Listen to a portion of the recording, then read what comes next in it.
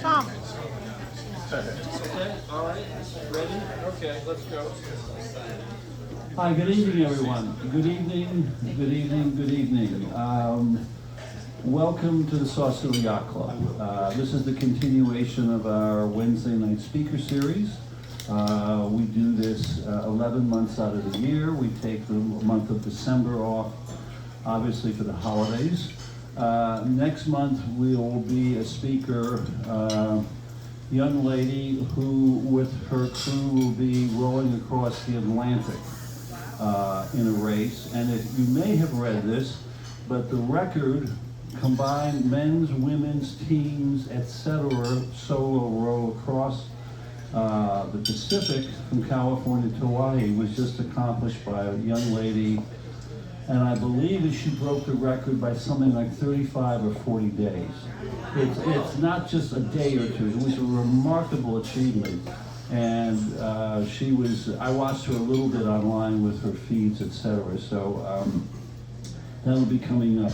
Our speaker tonight is Jaime, who is with North Point Conservation, the Farallones. We likely spent some time together on one of the research vessels going out to the Farallones years ago. It was a great ride and very educational. And we will also have a specific feed tonight live from the Farallones. So that's a special event. Before we get to the speaker, I'd like to make a comment. We're all sailors, rowers, paddleboarders, swimmers, cruisers, racers, rowers, whatever. And we all think we're pretty good on the bay. We're not. We're not. We had a tragedy today off Alcatraz. Now, the details are pending, but what we saw was at least confirmed a 79-year-old man, I'm going to be 75 in November, 79-year-old man who drowned along with a dog. And chances are 3 other people have drowned, okay? We take for granted that we can survive. We can't. We have to wear PFDs. We have to. We have to wear the right clothing. We have to. And sometimes people will say, do we really have to drill again the man overboard and where the PFDs are? The answer is, damn it, yes. Because when it happens, you need to be, and the crew needs to be prepared. We hate to have these stories, but this is what happened. So please, when in doubt, put a life jacket on. If you have a friend or colleague or sailing mate who doesn't want to put one on, ask them. I actually, one time on a boat that I owned, people would not wear PFDs. I had a 40-foot defeater trawler with a freeboard of about 5.5 feet. I said, then we're going home. I'm not going. I'm not taking you out. I'm skipper. I'm responsible. You put on the PFD. That's it. Otherwise, we turn around. Everybody goes home. So that being said, please be careful. Please welcome the Sausalito Yacht Club, our speaker tonight. Thank you. Hello, thank you. Can you hear me well? Or should I use it? Use it. We can hear you. The microphone. Okay. Can you hear me here too? So, I will be talking today about the Farallones. We have 58 years of ocean discovery, conservation, and change. My name is Jaime. I am the director of the California Current Group at Point Blue Conservation Science. Been there for a while now. This is a slide that shows San Francisco and the Farallon Islands. From here, who has sailed around the Farallones? Wow, almost everybody. That's pretty cool. I have been out on cruise now about 80 times with Noah. I have been around it several times. Just a great place to have a chance to visit. As I said, my name is Jaime. I grew up in Peru. I had a strong connection with the ocean since I was early camping and spending time on the water. By chance, I was lucky that I discovered the nesting grounds of the Margaret petrel, a bird that looked just like the ashy, the endangered ashy petrel breeds of the Farallones. I work in fisheries in Peru to understand what birds eat and how much they need, so we could keep that aside when deciding how much to harvest out of the ocean. Then I came to the U.S. To do my PhD, and I worked in the Bering Sea for about 4 years. And after that, I was lucky enough that I was hired by Point Blue to start an at-sea program, and I have been there since. Why the Farallones mattered to me? It was the first place I visited when landing into the U.S. before going to do my PhD back in 1999. And again, we really fell in love with this place. Every visit reminds us how connected is the ocean, from plankton all the way to the whales and the white sharks. There's few places that have shown us about resilience so much as it is the island and the value of long-term stewardship. We can see a lot of change happening in this place. And it is a privilege from us and others to be able to protect such a place. This photo shows the islands from a flight I did to Southern California to go to a coffee meeting and present the work that we do. It was a perfect view of the islands. They're just 27 miles from the Golden Gate. Sometimes it's rough like it was this day, sometimes they're beautiful and it's really peaceful around. But the islands have a story of human abuse. I have to say, I have an accent and I speak fast. If I said something that is not clear, please raise your hands and repeat it. That's one of my issues. So I'll try to speak slowly. The islands have a story of human abuse. First seals were nearly exterminated in the early 1800s for their fur. After that, the common murres were nearly decimated in the late 1800s when eggs were collected during the gold rush era. And then we all know the story about baleen whales being nearly extinct throughout the world oceans for their oils and other reasons. And MJ here knows the story of Farallones quite well for any details about the history of the island way back when. The Farallone Islands were originally protected in 1909, just the northern islands, as a refuge for breeding birds. In 1968, Point Blue established a year-round research station. In 1969, the southern islands were added to the refuge, and we have been working together on the stewardship of this place since then. The islands are closed to the public, and we appreciate very much the opportunity we have to be able to be there to study the species that live there.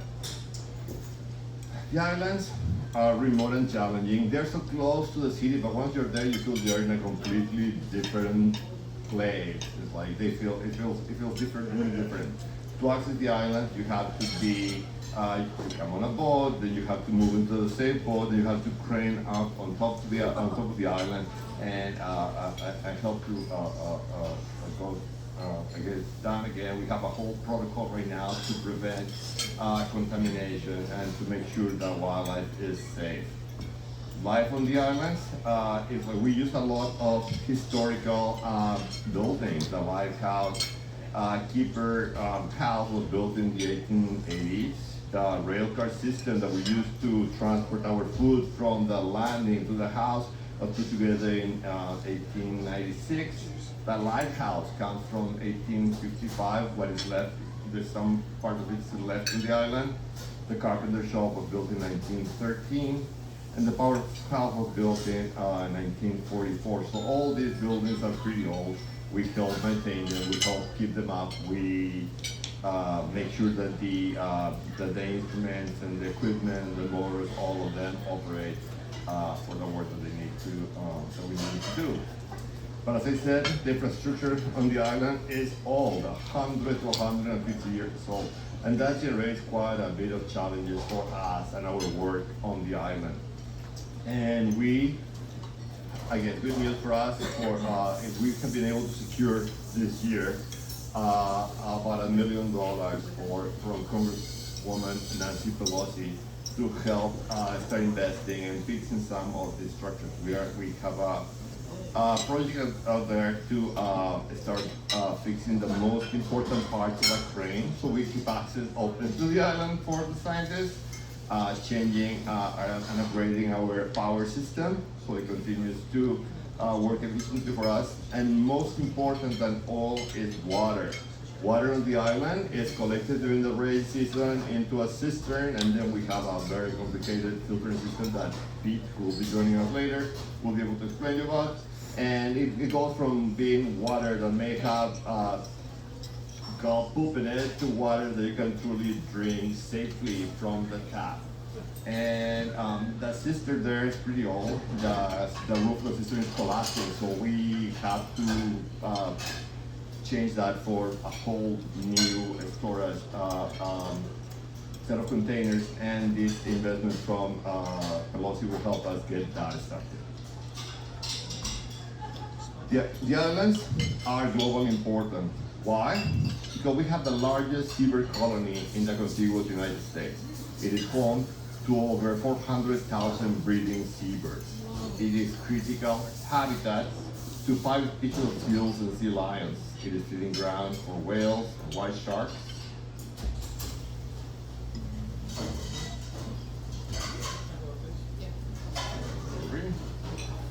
It is home to unique species found nowhere else, and it is one of the most important wildlife refuges on the Pacific coast. Okay. Among the marine birds, we have, as you can see, we have 13 species of birds. The most abundant and the most obvious probably for people that visit the islands or go around the island during the seabird season are the merds, which occupy the largest breeding areas. We also have 4 other alcid species, the Catherine succulent, the Rhinoceros succulent, the tufted puffin, and the pigeon guillemots. We have 3 species of cormorants. The most abundant there are the Rance cormorant. Last year we had the record number of cormorants breeding on the island with about 26,000 birds. We also have western gulls. We probably visit the baseball park and try to steal your french fries there. And we have 2 species of the storm petrels and the black oyster catchers. Among the pinnipeds, we have 5 species of seals and sea lions. California sea lions are the most abundant. We have northern fur seals, harbor seals, stellar sea lions, and northern fur seals. We can see many species of cetaceans, among them humpback whales and blue whales that visit us in the, from spring to fall, and then the gray whales during their migration, although we think we have a small group that are somewhat resident that we can see year round. We have at least 2 endemic species, a salamander, Farallone arboreal salamander, and a small camel cricket that lives in the crevices and the caves. We have migratory species, like the white shark. We have owls that visit us during the winter and stay sometimes longer than they should and generate other programs I don't really want to talk about. We have bats and lots of songbirds, which I am a marine person, so I don't really know a lot about them, and butterflies and insects and so on. We have 58 years of continuous research, and this research supports conservation of a globally significant wildlife population on and around the island. What we do there impacts, we evaluate the impacts of climate change. We develop ecosystem indicators that are used by the Fish and Wildlife Service or by the NOAA. We assess threats from humans and others, and we document the recovery of the species from disturbance. And the work that we do is pretty broad. We have been doing the long-term monitoring there. Here you can see we're always collecting data from a blind. These long-term ongoing data sets are key to Point Blue mission. That's how we started. We started working on Palo Marine and working the Farne Islands and grew from that small Point Red Bird Observatory to what we are right now. The data we collect contribute to the understanding of ecological mechanisms and is critical for detecting change and providing perspective to what we're seeing. On the island, we do, for example, we measure reproductive success. That means learning from monitoring birds from when the eggs are laid to when the chicks fledge, so how many hatch, how many fledge. And here you can see common murre all the way from their beautiful blue egg to the fledgling jumping on the water to meet their parents and go out to learn how to find food. We monitor population sizes of the species that we see there. These are branch cormorants. I want to know how many are there and how the population change over time and why. And you see 2 shots of the colonies there showing how dense their nests can be. We also monitor diet and foraging. And in case like when we want to learn about what prey resources, whether it's fish or krill or other, are important for their diet, how far and how hard they work to find their food, and what we can do to protect the critical prey that they depend on. And the information that we collect helps NOAA inform that strategy, the fish assessment they do to understand how much fish is out there in the ocean, but also to make decisions about how much they can take out and still leave enough prey for a species to survive. And in this photo you can see a murre carrying a fish. We can see pellets from a cormorant. We dissect those pellets to see the ear bones from fish. We find them and understand what species they are eating. You see a captain's office with a small instrument in the belly that we use to learn how deep they dive. How deep do you think a captain's office can dive? Just any person, a random number. 20 feet.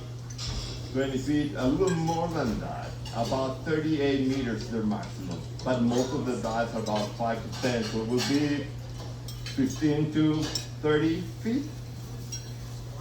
And then you see rhinoceros carrying prey on the side. We look into the dispersal and movement, and the idea here is to understand where do they go when they are away from the Farallones, what are the important foraging spots that they use, and whether potential threats away from the colony. These are pigeon guillemots. They are just the most beautiful feet, and now that you see that bright red color. But in a difference from most of the other species that we have that breed in the Farallones and disperse or go south, these guys go after the breeding season. In the winter, they go up to Canada to forage until the next spring when they come back south to the Farallones to breed. So it's kind of reverse from what you would expect. We have been banding birds there to learn about their survival. And the idea is here we have to track individuals through time and often over several decades to determine survival, recruitment, and the individual's quality. And here you see an ash petrel and you see a mist net that we have put at night to capture them. And the idea of this is to learn, how these species, all of them, are impacted by environmental change and other factors. We monitor phenology. Phenology means the timing of the important events, like when do they lay, when do they hatch, when do they pop, when do they fledge. And that there's, for example, in good years, laying can happen early. In bad years, laying will be delayed because they're trying to figure out, to get to the minimum of energy needed to produce an egg. Phenology is closely linked to environmental conditions, and if there's a match and mismatch, that is associated to resources. I put this slide together about a month ago, and so one of the other things that we do on the island is we monitor environmental conditions. We want to understand how they impact wildlife, and we look at air temperature, ocean temperature, salinity, wind tide, and so on. And that slide particularly shows the series of temperature of the water collected in the Faroe Islands, and we have a record of about 100 years. And the cloud point shows the 100 years of data. The black line shows the average over time.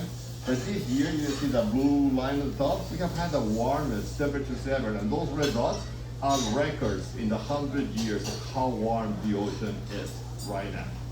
The wind kicked in really strongly in May, the boiling has started, and temperatures were down, and it has been almost really windy and rough since then.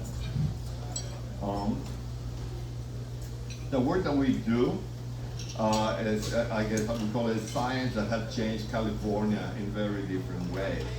And this is because, again, we have this daily ecological monitoring on the island that has continued uninterrupted since 1968. So we have been on the island for more than 21,000 consecutive days of people taking data and observations. Because of our work, we put together a science that led to California till the ban in 1990. We noticed that the MERS were declining, and that was because they were dying on gill nets. So we used our data with others to ban the gill nets. We contribute data from sharks around the island to help ban their hunting in California. And about a week or two ago, we submitted another letter to the state to try to protect them from people using line fishing from the coast to capture shark, which was not protected. And there was a hole in the regulation. We use our long-term ecosystem science to help shape protected waters along California. That means the protection of Cordell Bank, the protection of Greater Farallones National Marine Sanctuary, and the creation also of Monterey Bay. Because of our presence on the island, the northern fossils returned, and eventually we saw the first pop back in 1996, and now we see about 1,500 to 2,000 pups every year, so the populations are really doing great. We contributed data from the Farallones that helped create some of the California state marine protected areas around the Farallones. We have 2 full state marine reserves in red and a state marine conservation area shown in blue there around the southeast Farallon Islands. Because of the work that we do, we help modify the shipping lanes that come in and out of the San Francisco Bay, decreasing the overlap between whales and vessel traffic by about 70% of 2013. We have been using data from the Farallones to guide when to open and when to close the nearest crab fishing to protect whales around the islands from entanglement. And we report our numbers to the state every 15 days, so they're really keeping an eye on that. But we have new threats. The ocean is getting warmer. The ocean is getting more acidic. All the CO2 we put in the atmosphere is dissolving in the water and making it more acidic. We are seeing more and more extreme weather events. We're fishing sometimes more than we should, and we're collecting species that we shouldn't be catching. Our vessels are bigger, faster, and louder. And we need to stop relying on gas and oil, and for that we need alternative energy, but we need to put it into the right location. So all these are things that we should all be working on. Some of these are things that we're not allowed to talk recently anymore. We also have seen that the ocean is, as I said, changing. And they shift dramatically during warm events like we have right now. Right now we are in the middle of marine heat wave, and we are at the beginning of what they are forecasting one of the strongest El Nino events of the century. So during cold weather, we have a strong upwelling that brings cold, nutrient-rich water to the surface and leads to bloom and everything. There's a lot of food for the zooplankton, the birds, and the whales. During the warm events, that breaks down, and that flow of nutrients gets interrupted, and there's a lack of food for everything that depends on that productivity in the food web. And one of the things that I do, and it's where Tom participated about 3 years or so on a cruise with us, is we conduct these cruises along these lines that you see on the map, where we conduct research that supports wildlife conservation. We do this in collaboration with the NOAA National Marine Sanctuaries, Greater Farallones and Cordell Bank. And we have been visiting these lines and these stations for 22 years now.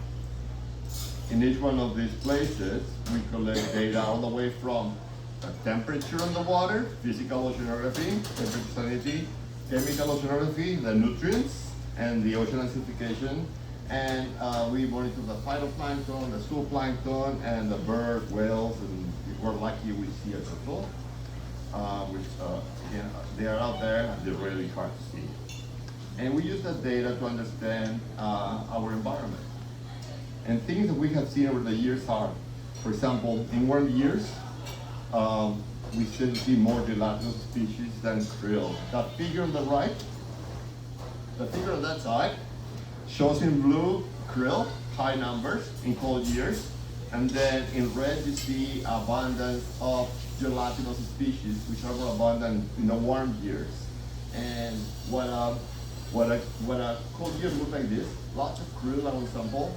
When a warm year looks like this, like lots of what I call those pyrosomes, like they're not very good prey for the animal. They're like having a diet of gummy bears instead of the krill we used to.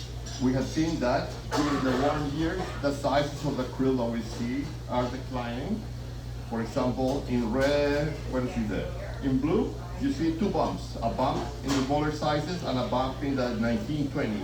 In the cold years, we tend to see these two groups of adult krill, like smaller ones and these really large ones.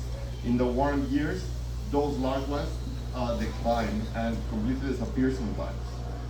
This is just a sample collected in the water, and we have a student working on what those relationships are between temperature and size there, which are something that we're working on.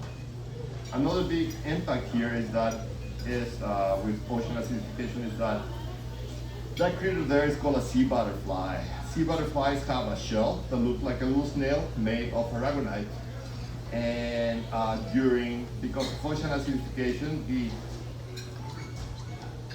availability of aragonite in the water for the shells decreases. So we see that when the water has low aragonite, we see less of them. When the water has high aragonite, we see a lot more of them in the water. So that's an impact. This data is from out here in the Farallones, and it's something that as an impact that we see from ocean acidification here locally, but we actually can see it happening in the overall over the whole North Pacific.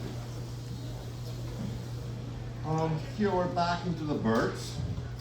Seabirds respond also to the changing prey availability. Here on the top, this is our casting droplet in flight. On the top is the productivity, it's the breeding success of the castings over time.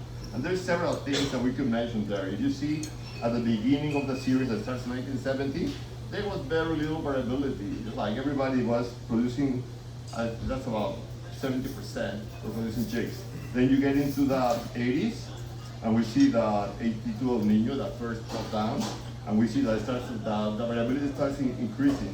Then we go into 2005, 2006, not a single bird in the Farallones produced a chick. It was really bad for them. Then we get into 2010, almost every bird produced 2 chicks. That was really exceptional, had not been seen before. And then we're going back again into quite a bit of this really high variability. Castings depend mostly on, the figure on the bottom is diet. In blue, they're feeding on krill.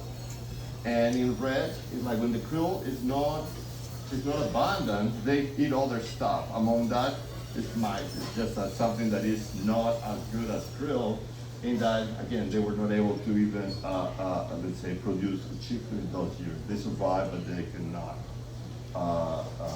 support the breeding. Another big change that we have seen is whales shifting habitat towards near shore. And that's a humpback whale. I think we're close to Point Bonita here.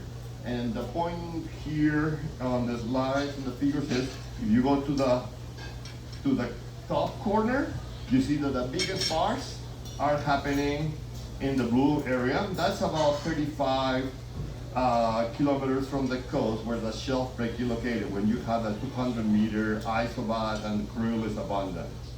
Since the Vanity Web in 2014-16 and more in the recent years, 2017 to 2024, you see that there's a lot of bars that are in the in the warm colors, the orange, yellow colors, they are bigger. They didn't used to be that big. We have a lot of the whales coming to feed closer to the mainland, within 20 miles from shore, where they are feeding mostly on fish instead of krill, and where they are also overlapping quite a bit more with the areas that fishers used to put their crabs for dangerous crab fishing, where we have the shipping lanes for the vessel coming into the bay. So these changes in how the ocean is working is forcing all these animals to come together and overlap with our human activities quite a bit more.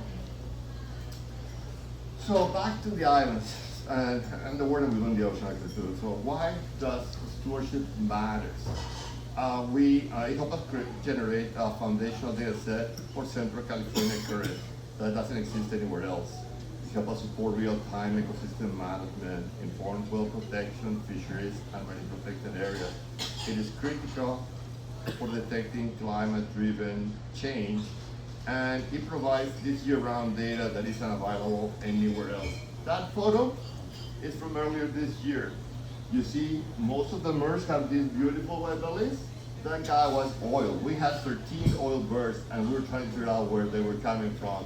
And by being on the island, we are able to detect those events first, report them to the authorities, and they can put their planes out and try to search, what happened, where was the issue located. Similarly to that, we were on the island in the fall last year when we saw the first impacts from avian flu. And again, we started monitoring what was going on and what to do to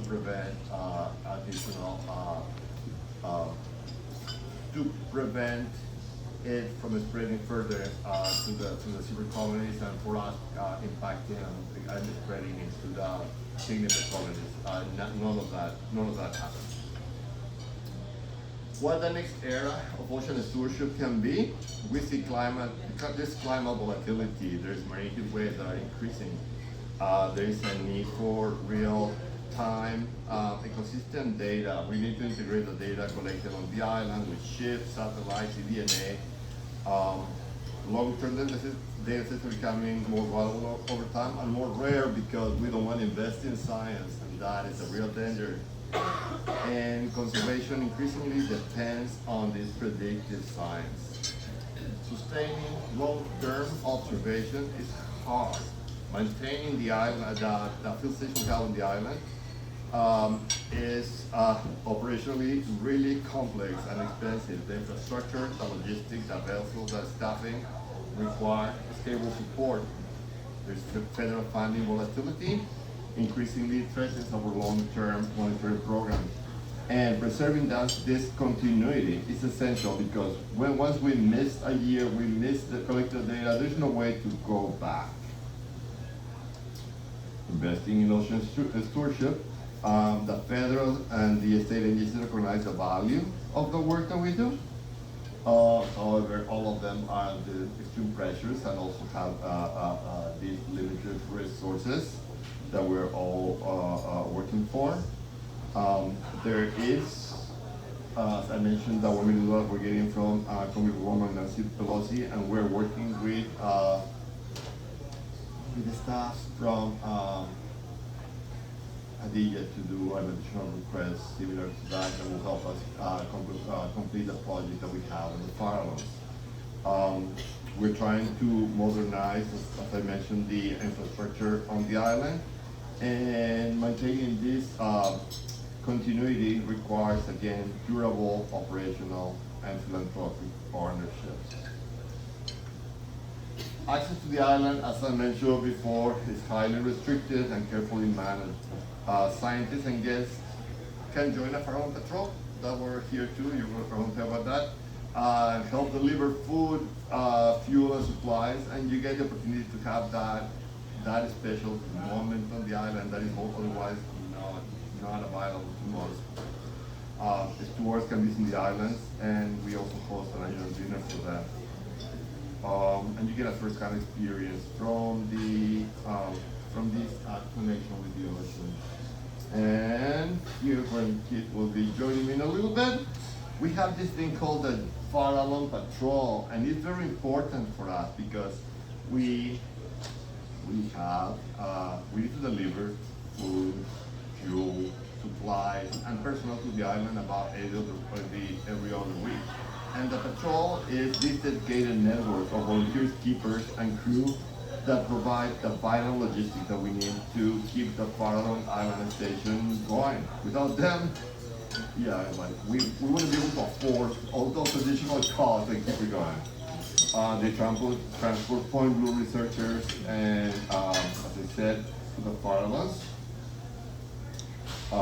There are specific requirements for the keepers.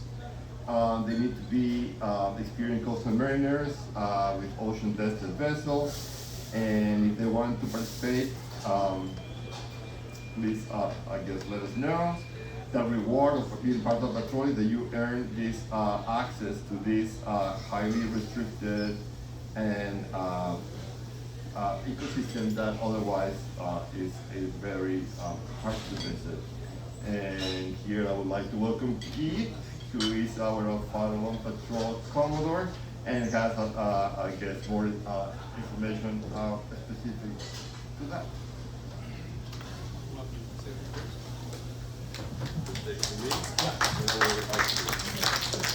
Hi there, Keith Sedgwick. I've been running the Farallone Patrol for over 20 years. It was conceived back in 1972 to take the volunteers and the permanent staff out to stay in the house you saw on the left, and sometimes some of the NOAA guys as well.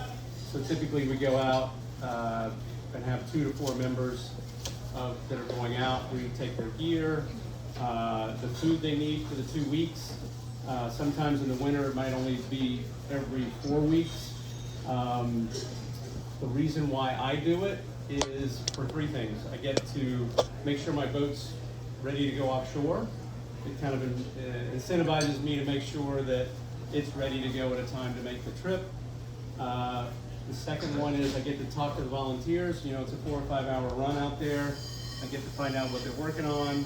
We got a lot of time, so we can chat about it, and then we get to go. The third thing is we get to actually go on the island. So I get to take my friends out as crew. We unload the boat. We go on shore with the crane that you saw, which is also fairly unique. I've done a lot of offshore sailing. There are very few places in the world that have this way to get from your boat to shore. I think only one place in the South Pacific that I experienced that. So it's a unique experience. You get to take your friends, you get to go on the island, usually for about an hour and a half max. Then we load the boat back up again with the trash, the people that are coming off the island, and some of the crew. If you have a boat that's, say, a power boat over 27 feet or a sailboat over 32 feet, and it's not a pristine boat, because these guys are coming off the island with their rubber boots, so you can get a little dirty, and you've got this tender coming alongside, so there's always a chance you're going to get your hull bumped a little bit. So if your boat is super pristine, it's probably not a good candidate for what we do, but it's a very unique experience. It's like going to the Galapagos, but it's only 27 miles offshore. So I'll be around afterwards if anybody has any questions about what it's like. Thank you, Keith. Last but not least, this is a view from the camera from the Farallones from about a week or so ago. You can see the hill, you can see all the common birds down there. And there is, here this little blind where Pete has been working and collecting data on the diet of the birds and looking at the their nest and whether they have chicks, eggs, chicks, and so on. Pete is our principal scientist and Farallone program leader. He has the record of most nights left on the Farallone Islands, and he will be joining us through Zoom if he is still there. And Pete.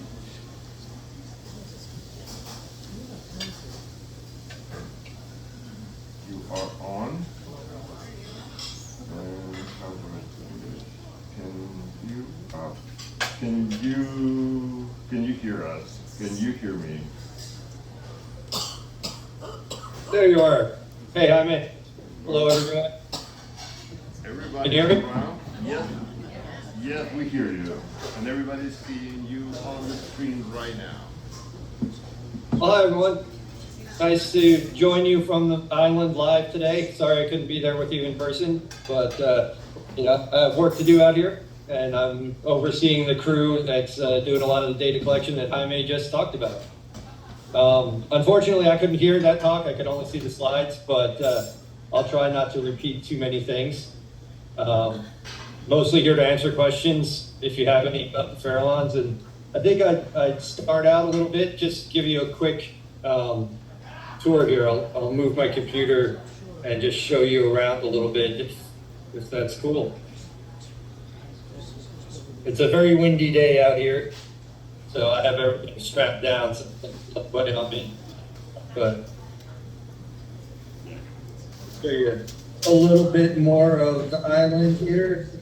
That's Shoot Brick Point, and down in the cove there you can see murders and cormorants breeding. And maybe you hear the wind as I'm coming around the corner. Got some of our gull friends here with their chicks that are getting pretty big. And in the background, that's the East Landing. That's how we get on and off the island. And then I'll just come over here and show you the other side, the sunny side of the island. Looking down at the houses where we live, and Marine Terrace and all the sea line and people there.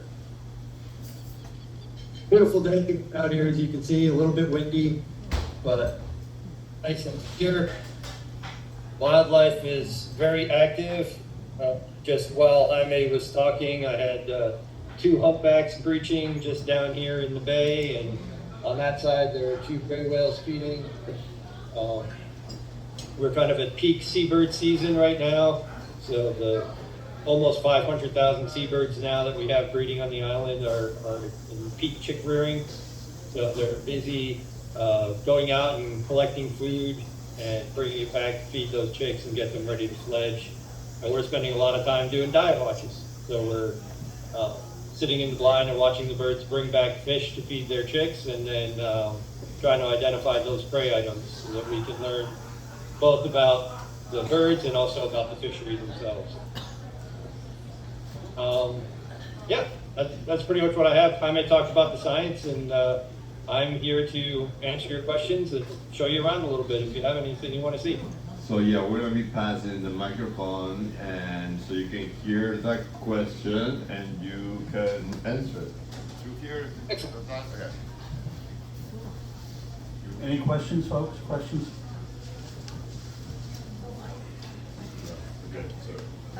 What's the vegetation on the island? I see a lot of grasses. Are they all European grasses, or do you have native grasses? Oh, asking about the vegetation. Yeah, we have a mix of native and invasive vegetations. For the grasses, there's 6 species of grasses out here, one of which is native. All the other ones are introduced invasive species. We also have New Zealand spinach and malva, which are large invasive species. This time of year, most of the vegetation has died back once it dries out. In the spring, once it stops raining, then most of the vegetation, the native vegetation, gets pulled up and used as nesting material by the seabirds. But if you come out here in February or early March, the entire island will be covered, all of this area down here will be covered with a green plant called Farallone, which you can can't really see it in Jaime's photo, but it'll be covered in Farallone weed. It's beautiful, semi-succulent plant, little yellow flowers. And that's covering the whole island. But once the seabirds come back, they rip that up and use it for all their nesting material. At any given time, how many people are residents in